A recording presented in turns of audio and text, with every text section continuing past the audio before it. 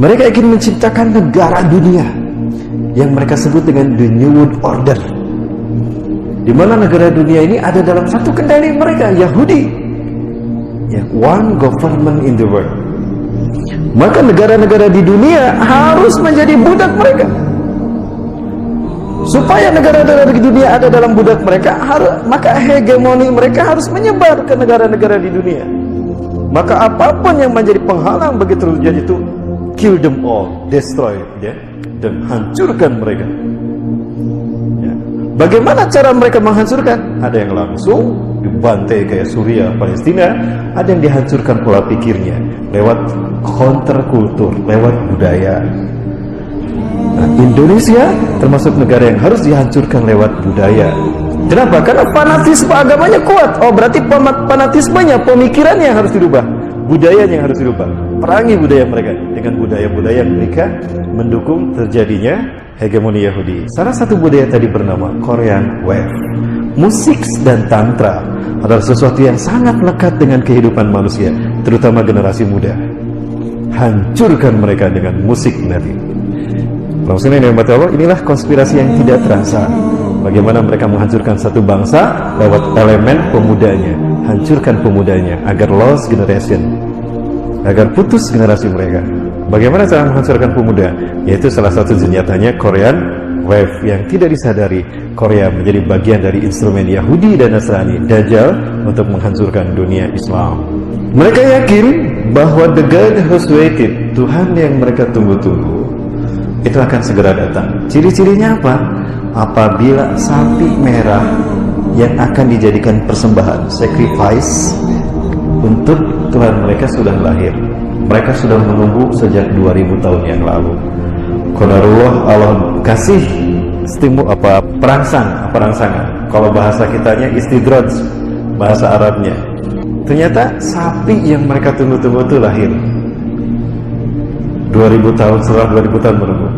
Itu isyarat kalau the God who's waited, Tuhan yang mereka tunggu-tunggu telah ada. Maka harus mereka lakukan percepatan, karena mereka yakin ambisi mereka mendirikan Y2K akan segera terwujud. Bangsa Yahudi berupaya untuk melakukan percepatan dalam mendirikan tatanan dunia baru yang mereka lakukan melalui berbagai macam cara. Ada 3 ranah yang mereka sentuh.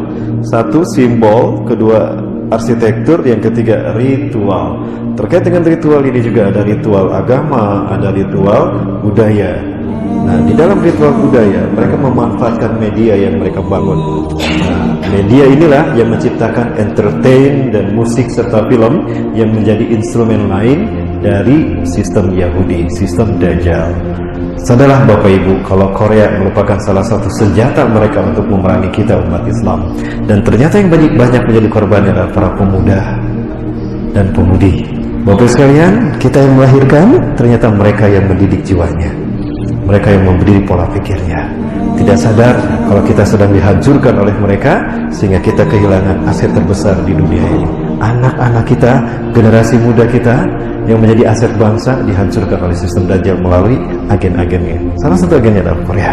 Seks dan tantra adalah cara para pengikut Dajjal mengagungkan iblis dan Dajjal.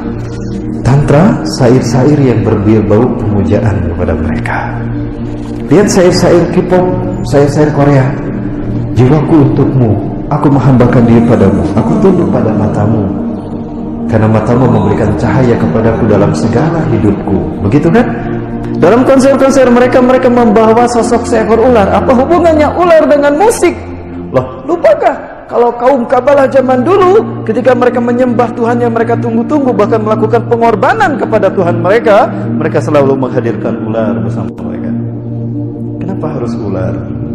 Ular adalah sosok ketika iblis diturunkan ke dunia. Lupakah kita? Ketika iblis atau Azazil, yang bernama nama asli Azazil, tapi Allah ganti namanya. Azazil itu nama dari Allah.